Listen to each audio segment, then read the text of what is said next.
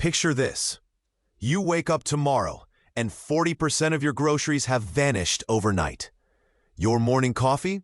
Gone. That apple in your lunch? Disappeared. Even your cotton t-shirt starts unraveling. What caused this food apocalypse?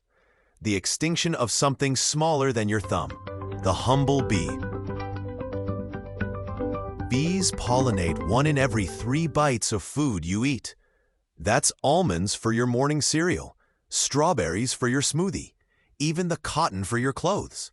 Without them, Stickman's colorful world turns monochrome. It's not just Stickman's diet. Lose bees, and you lose plants. Lose plants, and animals starve. Lose animals, and ecosystems collapse. It's a chain reaction that ends with us. Bee pollination adds $235 billion to the global economy each year. Without it, prices explode, jobs vanish, and hunger spreads. Stickman's wallet, about as empty as his fridge. Of course, humans will try to replace bees. Robot pollinators, hand pollination, synthetic honey. But can Stickman really outbuzz nature?